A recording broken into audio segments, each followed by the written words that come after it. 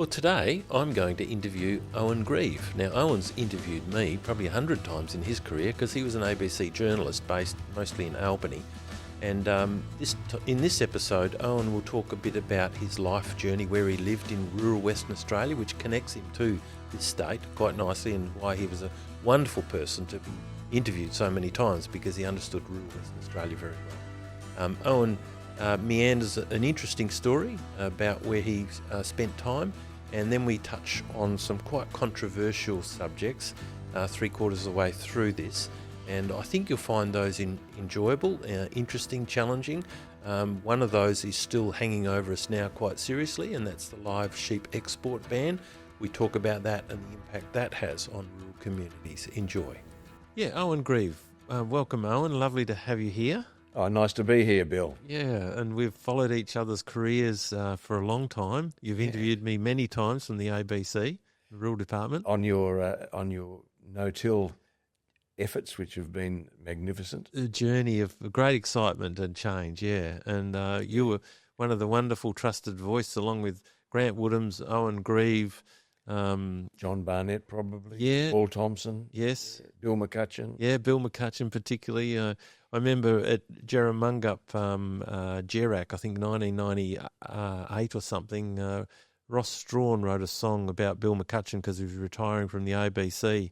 And it was a lovely song. It was, he whinges when it's hot, he whinges when it's dry, he whinges when it's this. He's so much like a farmer, he should be one of us. Because, of course, farmers are always saying, well, it's all about the weather, isn't it? It is. Well, you get the cards you're dealt with and you've got to manage it. It's amazing that city people have no concept of the importance of weather to farmers. No, or very, very little concept. Yeah, and it takes your breath away in many ways. And well, you've just invested $2 million, $1 million, $2 million in a crop, and could all disappear. You're waiting for rain; it could all disappear. Yeah. Not once, but then frost. That's another time. Yeah. Could all disappear. Yeah, or flood, or famine, or fogging your farm out. You can't get your crop in. You can't control your weeds. Yeah. So you've experienced that. You've gone to Marcus Oldham. Went to Marcus Oldham in about 1970. Yeah, and did an honours diploma in farm management there. Yeah, and and during that Marcus Oldham period, you spent the first year in college learning. The second year out with a farmer, a designated farmer who obviously had very good farm management practice skills, and the whole idea was you had to write a full report on that property and that management when you went back to, or during your time there, and when you had to present it when you went back to college for your third year. And I went to a place called Dunedoo in the central western slopes and plains of New South Wales, to a mixed farm which was owned by the Bowman family, and that was a wonderful experience. We built a cattle feedlot whilst I was there. We had a lot of sheep and a lot of cropping. That was a wonderful experience. Okay, so you've got a good background in agriculture, which makes you perfect for a journalism. And I think you also, or for a rural reporter, rural broadcaster. The ABC at the time, when I graduated, I sort of looked around for a bit. It was 1972, and things weren't that flash in agriculture then. We'd just been through the squeeze of the potential of wheat quotas. The 1969 drought had left a lot of people without a cash surplus. It was a pretty hard time. Anyway, a friend of mine said, the ABC were asking for some rural people to become specialist trainee rural. And anyway, they said it might be worth, going and having an interview. So I did, and I had an interview with John Barnett and Tony Parker. Tony was the head of rural in Western Australia, and I had this interview, and it was okay. They said, "Well, you've done what sort of is required. You've had 4 or 5 years practical farming experience, which I'd had previously at Linkletter's Place and Jerramungup and Bunteen, and you've got a qualification which is in keeping. whack an application in, which I did. And they said, but in the meantime, go out and get another job. So I joined CSIRO, and I worked as a bit of a technician. Yeah, sort of, at Yallenby Research Station in Bakers Hill. Huh. So that was good. And anyway, I got this call one time and said, "Hey, it's the ABC here. We want you to go to Adelaide on Tuesday for an interview." So sure enough, I thought, well, okay, I'll do that. And this big black Fairlane came along and picked me up from home.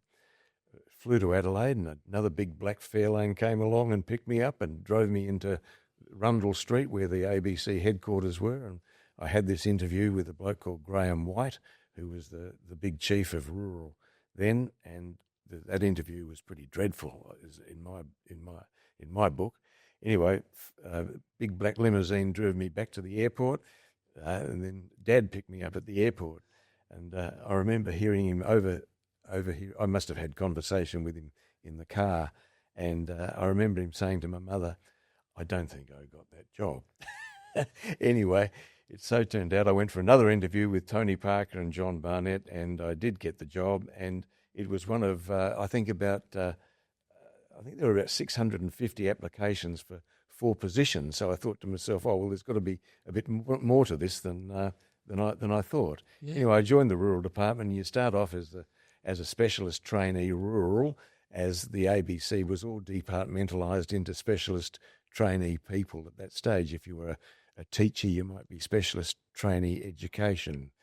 If you were a history person, specialist trainee in the history. And they employed announcers with very nice voices in those days as another department completely. And you remember the Earl Reeves and the Murray Jennings and all of those old voices, George Manning, Greg Pearce, the list goes on. Yeah, well, Earl Reeves' son and I went to Melville Senior High School together. Oh, so there I you got go. to meet Earl too. And yeah, lovely. my son actually was running for Parliament, and I introduced him to Earl, and Earl said the ABC's changed a little bit lately. He does have that opinion, and but he has a wonderful voice. He was. Oh yeah. He was quite old, and I said, "Would you like one of these?" And he said, "Oh, what's that for?" And I thought, I recognise that voice. Well, Earl had to leave the broadcasting game because of a throat sort of problem. Oh. But anyway, he's lived with that and he's overcome that. He's 90, I don't know, he's low 93 or 4, I think. Okay. My son Simon still does work, I imagine, in media. Yeah. And we have what we call a mingle at the Ingle about every 6 weeks. It's just old ABC people. John Barnett, Paul Thompson, myself, Peter Holland, Dave Ellery, all of those old names. I remember Peter standing there in front of the camera and his very reassuring voice and tone. Yeah, what a lovely bunch of people they were. All right, well, that's fantastic. And anyway, so then I started on my broadcasting career with the ABC nurturing me along a little bit in terms of speaking and pronunciation. The agricultural side of it, we had on board anyway, and so it was just a matter of bringing stories to the farming community through such programs as the Country Breakfast Session, which was usually 7 o'clock till 7:15, or the times varied for that. I started off in Geraldton under the guidance of Paul Thompson, and it was a 7 till 7:15. We also, of course, did the Country Hour, and the Country Hour's been going since 1935, I think. Yeah. So one of the oldest programs remaining in the ABC, and from there we were sent to the regions like Geraldton. Well, that's when I started with Paul. Bunbury with Bill. There was Northern Dalwallinu in those days as well, which broadcast from Perth. So we shunted around until we got a permanent position, and once a permanent position, we then had that, and we were called rural officers, and out and about we'd go and interviewing farmers, interviewing scientists, interviewing agriculture department people, both technical and professional, and bringing very instructive programs to the farming community. And if it took 10 minutes to tell the story, we had 10 minutes to tell the story. Not like now where anything over 3 minutes and you chop. So now to go out and interview a farmer and it takes 20 minutes and you've got 3 minutes to broadcast what was said is a bit hard. Yeah. So, but anyway, it was different in those days, and times have moved on. And with the 24-hour news cycle now, things have become more newsy than they have in-depth in-depth sort of explanations that we were involved with. And so you were based at Albany for a long time? Yeah, that was the second time around. I left the ABC Rural Department in 1983, I think it was. To go to Nyabing? Well, I wanted to bring the kids up in the... I had two children at that stage, and I wanted to bring the kids up in the bush. I guess I wanted a tree change before they'd invented the word, or not a sea change, a tree change. So we bought a hotel at Nyabing and ran that for 3.5 years till 1987 and a half, and then bought a small farm at a place called Murrumbine, which was on the stock route between York and Williams, and it was all developed by convicts, I suppose, in terms of the buildings. But it's where the Benedictine monks had come down and planted olive trees, and the building that we actually owned at Murrumbine. Oh, let me explain that Murrumbine was sort of the 1850s town that emerged. Pingelly wasn't heard of. Pingelly didn't emerge until the railway line came down into in the 1890s. And, of course, the railway needed low land to build on, and Murrumbine had a little bit more height. It was 8 kilometres on the Wickapin Road out of going east from Pingelly, and it was higher ground there. So Pingelly was starting to emerge in the 1890s.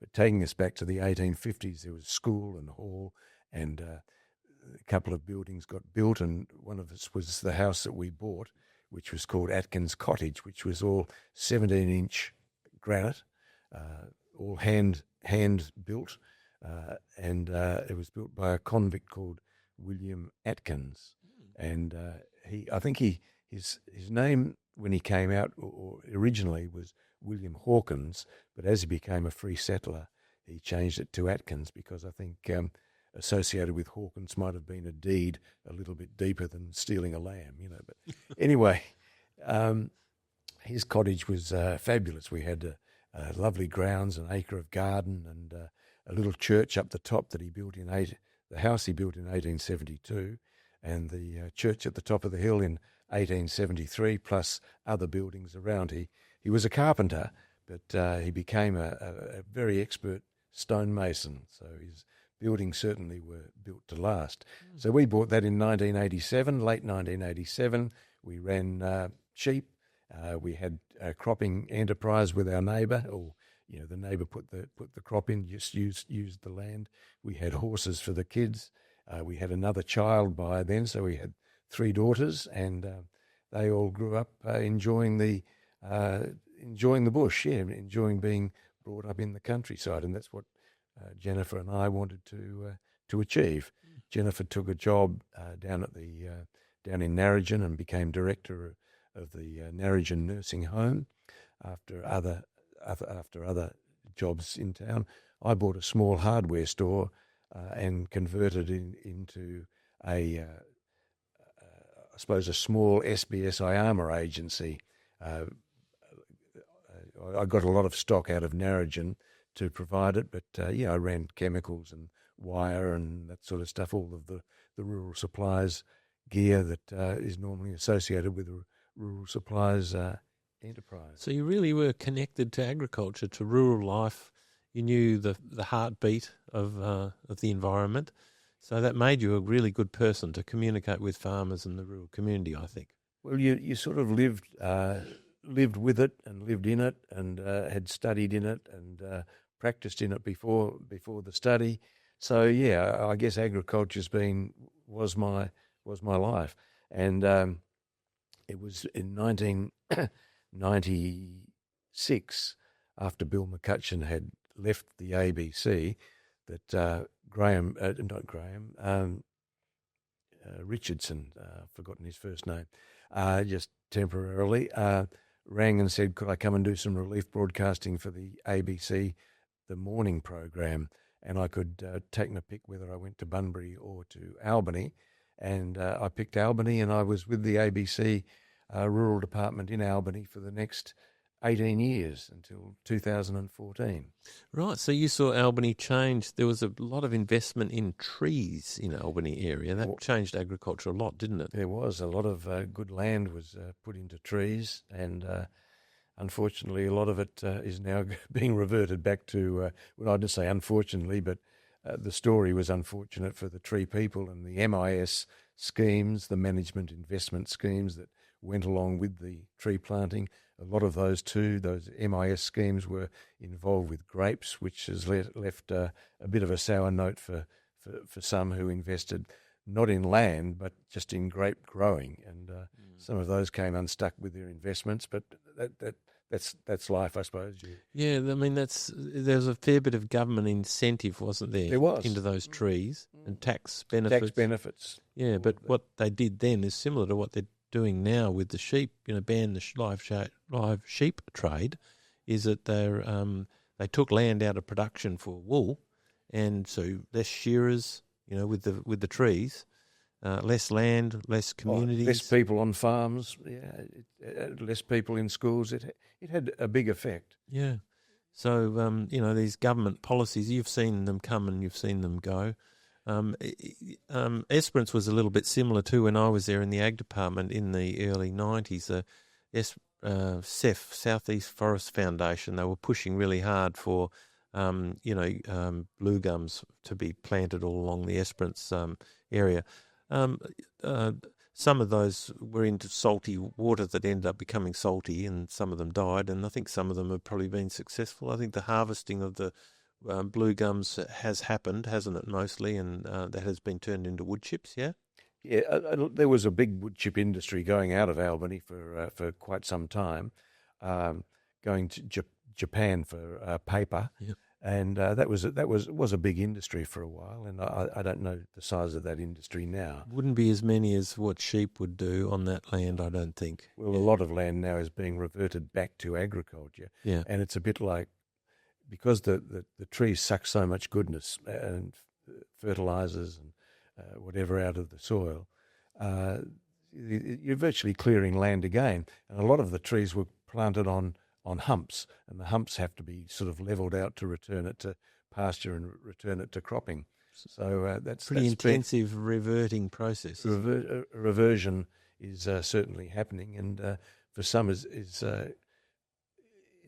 proving expensive. But then on the other hand, you've got to say some farms that went to the trees, they made good money out of trees for a while, took a world trip or two, and it was good for them, But so there are ways of looking at it, I guess. But I mentioned before that I'd jackarooed down at Linkletter's place. Much of Linkletter's original, or Linkletter's place, which is 10,000 acres on the Lower Fisheries Road, reverted to gums, and it's beautiful grazing country, cropping country, all into gums, and I couldn't believe it. Yeah. And so that was one sort of controversial or radical change that you saw, but I'm sure you saw others. We've talked about no-tillage before and wind erosion. You saw that change? Saw a lot of that change with no-till coming along, led very strongly in not latter years, but during I guess the crisis period, really, by you, Bill. Yeah, and then you had the wool crisis in 88, 89. Farmers were shooting their sheep. They were. So sheep, you would have interviewed a few Tieri farmers, I imagine. That was really hard. And I remember in the 1990s when I had the hardware business, one time I couldn't sell enough bullets because people were shooting sheep. It's terrible. Terrible. And that's a really sad event to witness too, because that was also dictated too by some interventionist policy, wasn't it, to sort of make the floor price of wool 870 cents? Is that right? The floor price scheme Yeah. came in at 800. Yeah, as you say, I think it was 890 cents. Yeah, and so for those that don't know, it means you can't buy wool unless you pay that much for it, and then the market collapsed, and then we had all this wool, and farmers were producing it because the price was guaranteed to be that. You can't stop shearing, and yeah. So then, in the end, we fell off a cliff, and they were coming and getting bullets from you to finish off their sheep, which they'd invested a lot of time and energy and love into nurturing and breeding up these sheep, and had to shoot a lot. So. And it's a bit of a similar situation now with the so-called ban on exports. People are getting out of sheep, and people have been shooting sheep, mainly due to poor conditions rather than anything else, but reducing flocks, and people's interest in sheep is waning, not overall, but many people's interest is waning in sheep production, because it's hard work, and if you're not going to get a return for it, and of course the live sheep export market was one of the best, and and it's sort of I think there's a the World Economic Forum would like us to eat insects, and they don't seem to be the best friends for agriculture. You watch what's happening in Europe. Farmers are being pushed off their land. You're not allowed to put nitrogen on. Glyphosate's under pressure. Yeah. All of those things are making it difficult for the farmer to continue. Yeah, and and of course we know, because we're in agriculture, that the live sheep transportation of the live sheep is one argument that they say that's why we've got to ban it. But of course, they're virtually like hospitals now, those boats that, you've got air conditioning, you've got water on tap, you've got food on tap, you've got vets on tap. More sheep are going to die left in the paddock than they are on the ship. Yeah, because the conditions are harsher in the paddock. Yeah, they are. Than they are in a hospital. They're getting fed, they're getting watered. What more could a sheep want? Yeah. So, except a nice sea breeze, which you'd get on a ship. So I think it's ideologically driven. I think you'd agree with me on that. Well, I think it's where the votes are, and where the votes touch a bit of a nerve spot with people who don't understand the industry and don't understand what the industry does for agriculture. Yeah, and I think it goes back to a deeper foundational view of the world too, that killing anything is bad.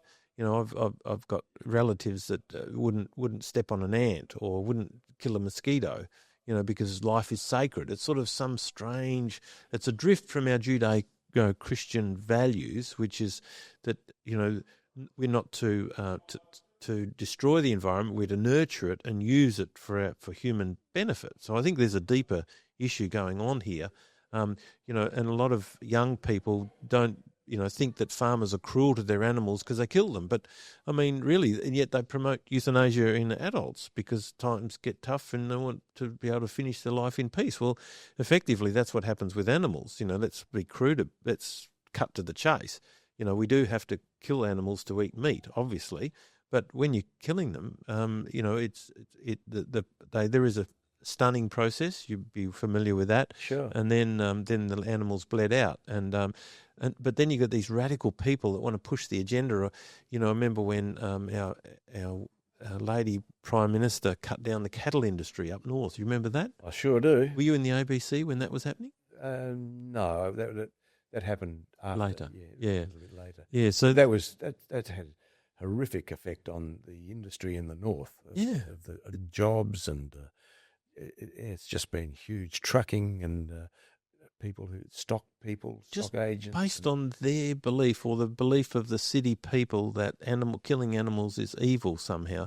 Well, then there's the footage taken in the Indonesian abattoir, where it looked to me like people were probably staging of what they did to a bull. It's not what you'd normally do. No. You're making life hard for yourself doing what he was doing. I saw that footage and thought, no, he's been paid. He slipped $20 American to go and beat an animal up, and then it gets on the TV, and then the politicians get hold of it, and then it becomes an agenda. Yeah. It's and that's what agriculture fights everywhere. Yeah, well, keep the sheep now is a classic thing. I mean, what is wrong?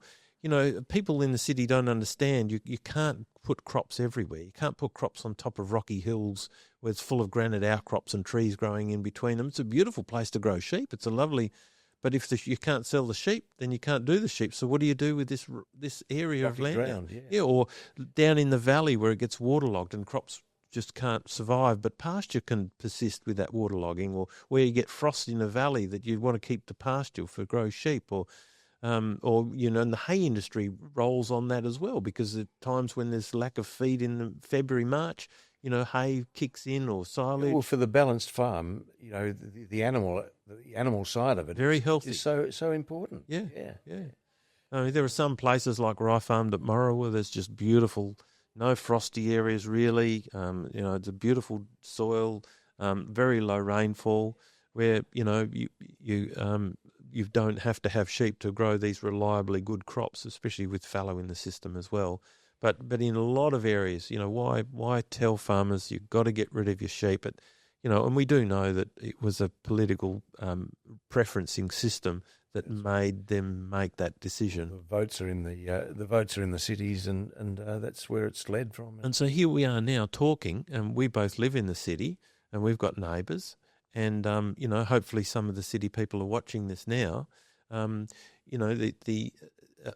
We've got boarders that stay with us. We rent a few rooms out, and one of the girls said to me the other day, she said, just all my hair's falling out, just all falling out. I said, oh, what have you worked out's caused that? She says, I've been a vegan for 7 years, and I went and saw the doctor, and they said, if you don't eat meat, sometimes this can happen. So the iron's pretty important. Yeah. And I was going to mention the other force acting against the export of animal products is, of course, the veganism and vegetarianism that has grown very, very, very strongly over the last 20 years. Yeah, and people think that they're doing the right thing by animals by doing this, but really the animals they live a good life. They love being on the farm with the farmer. The farmer loves them. It works really well. And then when their time is to be harvested, it's not painful. It's a good life. And they've gone on producing a quality fibre for X number of years. In wool? Yeah, that's right. And the combination of those two things has been magnificent. We know that Australia rode on the sheep's back in the 50s, pound for a pound. And now Australia's getting off the sheep's back. And it's very, very unfortunate with the jobs and the structures that are being lost now. And the knowledge. Because of this sheep ban. Yeah. Forthcoming sheep ban, and whatever the $100 million is, not even a Band-Aid. No, it's crazy. It's insane. It's just destructive in my view. But anyway, so meat is, Jordan Peterson does a podcast, and his daughter as well, and they both, I don't know if you know, but his daughter, she said she's just so sick of food, she doesn't know what she could eat. Anyway, she went back to just 100% meat. Been doing that for a while now, and she's really healthy. My sister-in-law has decided to start eating meat for similar lack of energy, So we go in cycles, don't we? If you want energy and muscles, you need protein. Yeah. And that's where meat has its strengths. And if you look at diabetes, diabetes, I travel to the US a lot myself, and you see the amount of people that are overweight because we've been pushed down this carbohydrate pathway against meat, and that's been wrong. And if you're going to make meat more expensive, well, then you're going to go more carbohydrate. And if you go to a good dietitian, the first thing they say is cut out the carbohydrate. And up the protein. What are you going to eat? Yeah, protein, yeah. Or fat. I used to think fat was wrong because I got a bit of fat on here, and I used to, before I thought about it carefully, ketosis is obviously a biochemical pathway that converts fat and muscle, into a whole range of things in your body, and then your body has to rebuild it. It's a slower process, the ketosis, as opposed to, if you eat carbohydrate, very quickly turns to sugar and very quickly go to fat. So fat doesn't go to fat. Fat goes to a 3-day process of being broken down and uses energy and redistributed in your body. Right. And there's a lot of podcasts that are experts about all of these things, and we're certainly not. But our point is sheep, cattle are an important part of agriculture, and they should not be demonised, because on the other side of the scale, there's a lot of bad health issues that happen when you go away from this type of food. I don't know what you and I can do about it, Bill, but at least I suppose we can express an opinion. Exactly. And, some of what we're saying that's true will ring for some people, so that's good. So there was a couple of controversial things in your career as an ABC journalist. Yeah, GM crops, of course, were another one where the uptake was a bit, people saying, "Oh, no GM, can't have GM," and of course. Were you in that discussion? Oh, sort of, yeah. Yeah. The ABC, I know, was strongly in it, and they were strongly in favour of the organic farmer and against the GM guy. Yeah. Did you follow that when they were doing that? I remember. There was a grain spill somewhere near Williams. No, there was one in Williams and another one out east of Albany, Boxwood Hills, that neck of the woods. And I remember being told to, you've got to get out there and take a cameraman with you. And I said, what for? They said, a truck's fallen over and there's a grain spill and it's GM crop. And I said, well, it's not going to do any harm, really. But anyway, I sort of dug in a little bit, and I know I got into a bit of strife for that. Yeah. Well, good on you. You would have gone down a path of conviction, I think. And yeah, that's right. I was invited by John Blake at Stirling's to Coast Group about 10 years ago to give a keynote talk to the farmers on GM technology, and I gave the talk. And the ABC journalist lady they always cover the keynote speaker, and they always interview them. She refused to interview me. Free speech, for goodness sake. Look, let people have their say. Yeah. And if their argument's a weak one, it'll fall over. If it's a strong one, it'll live on. But it's destructive. The debate, the ideology. Somebody grows a GM crop, and a neighbour here doesn't grow a GM crop, and they want to stop the other one from doing it. They want to stop the other one from doing it. They claim that something's blown across into his, crop from the good crop, from the non-GM into the GM, and cost him this and that, and cost him that, and there are court cases and family splitting up, and I've seen evidence of that. Yeah, well, I was intimately involved in that because I was part of the PGA, and they sort of got alongside the guy that was wanted to have the freedom of choice to grow the GM crop. And I lived in Canada in 96, and that was the year that these GM, for those that don't know, there's an GM smart breeding that just grabs a trait that you really like and pops it into a plant, and it's tested, and it's safe.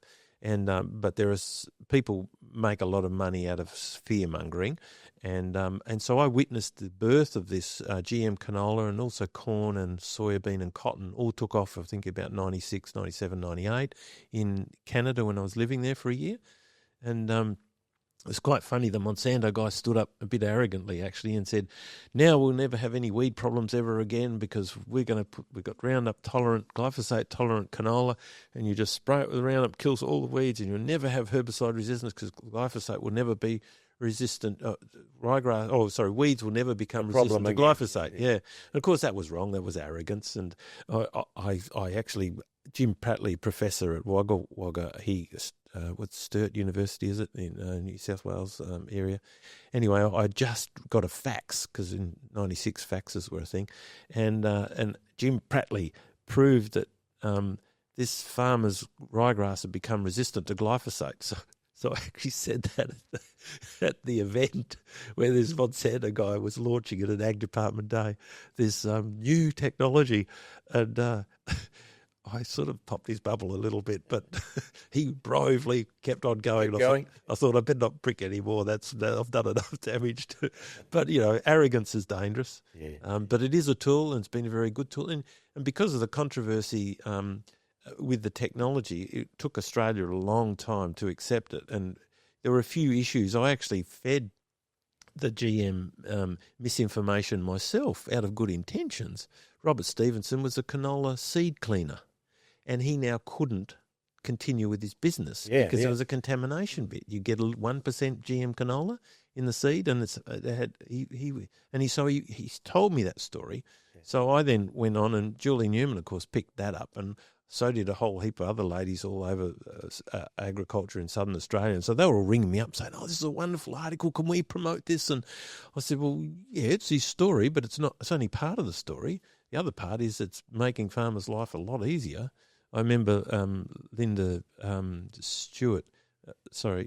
Stewart, from Ag Department out of Meriden. She went on a tour to America and she sat on the back of a truck and she said to a farmer, "What do you think of this GM technology?" He said, "Young lassie, any farmer's a good farmer with GM crops." And it made life a lot easier. But so many people have said when we travelled internationally and what's the GM debate you're having in Australia, There's no debate here, it's just GM. Yeah. It's what we grow. Yeah. Well, that's right, because they got it adopted before the resistance came along. Yeah. And you and I know that the genes are amino acids put together, and when they go into your stomach chops up all those amino acids, 20 of them, and then those 20 amino acids go into your bloodstream, and your body then grabs it here and grabs it there, and then builds another protein. So you break down these proteins. Of course, you could deliberately make a GM that was dangerous and terrible. You could make a poison. We have box poison, native 1080. Sodium fluoroacetylate. Insert that into the genetics. You could put that in there, and you'd kill everyone that ate it, but it wouldn't be a good business model. You'd go. Clientele had run out pretty quick. But the ABC really annoyed me because for 3 years they ran this big story down at Kojana, and I've got a photo here in my phone, and I got the document from Freedom of Information because the Ag Department went down there and did a review of what happened, and basically it's like a bunch of flowers being pulled out of a swath and put down. And all the canola plants are parallel. I'll show you the photo. They're all parallel. So and supposedly they blew 1.2 kilometres. And none of the pods were shattered of the canola. How's that possible if it blew up over trees that were 70 feet tall, both sides of the road? So it was clearly a lot of misinformation going on. Clearly mischief, and the ABC's won awards for outstanding journalism. 2 people, I know who they are, for this story that went on for 3 years, and right from the get-go, anyone could smell a rat. And in the end, it was thrown out of court, basically, because of mischief. So very sad for those involved, but it was a battle that had to be fought, because if we didn't fight it, we wouldn't have that technology, and that's underpinned no tillage now with improving our weed control. If we didn't have that technology. So, as a journalist, I guess you've got your master. I don't know. Do they tell you what? I mean, you did say before you ran a different angle and you weren't patted on the back. You probably weren't promoted. Did you get your salary increase that year? No, probably not. But good on you for doing that. Yeah, that's all right. I think I sort of was one of the last to leave, still kicking with the right foot, but yeah. So that's the way it goes. That's right. So what's another highlight of your career, Owen? What in the journalism story? What's a farmer story that tugged at your heart? Oh gosh, I'll have to think about that. Or a good story, a most exciting story. Most exciting.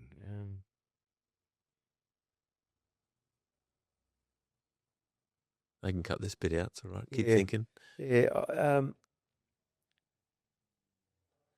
I think probably one of the most exciting has been the farmer sort of uptake of consultants and professionals.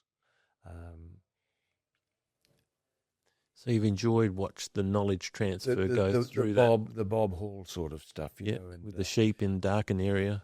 Well, the sheep, but also his succession planning and his advice to farmers is how to keep your farm. In other words, I think that's been very important. Yeah, and succession is a tough thing because you've got a number of children. That's right. Some just straight away walk off the farm and let's have a go at that one. Yeah.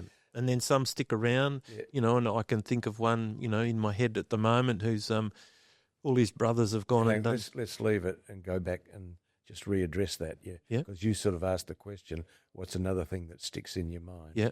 Bill, I think another thing is the uptake of consultants and the fact that farmers have been able to listen to them and get a lot of benefit from their advice, because you have a consultant, he sees a lot of things happening. And one that comes to mind is succession planning. Succession is a pretty difficult thing, isn't it? Because you've got a farmer and his wife with 3 or 4 children. How are things going to be broken up?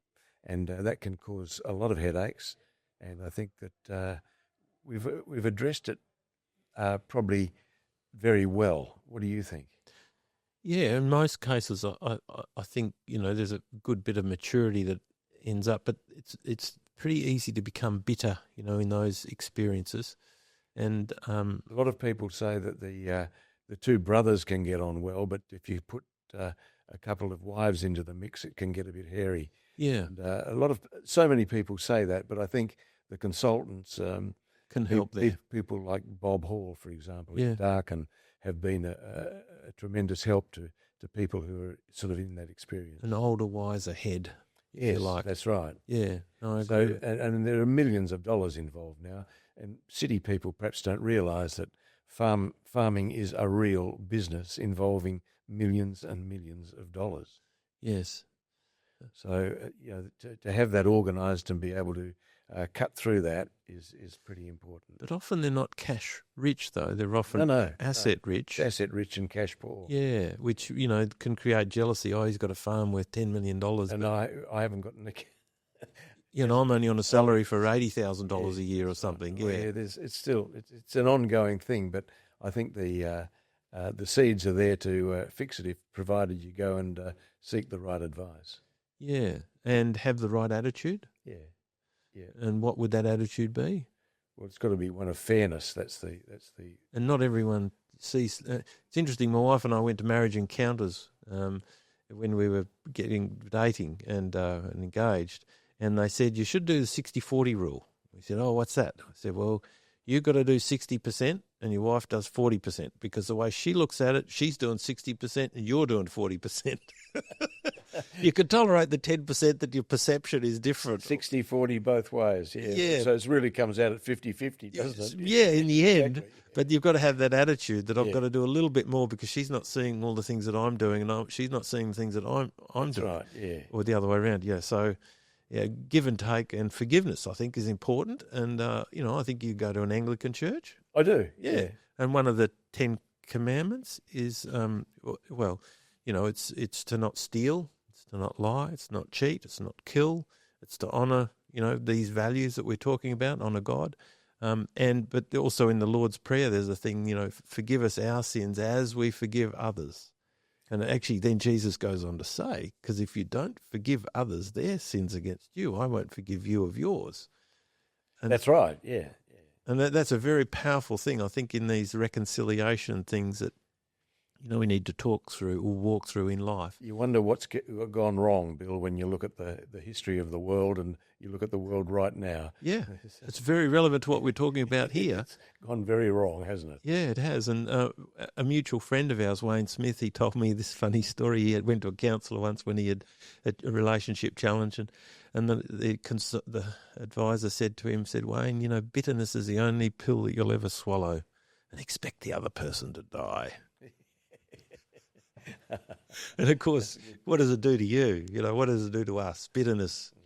I've just went to Africa for a few years and got theft and police stealing stuff from us, and but you've got to, if you want to stay sane, you just got to let it go. Let it happen. Yeah, let it go. Yeah, and try and stay safe as well. It's good to be back in Western Australia, and it's good to have people like you as champions of this sort of.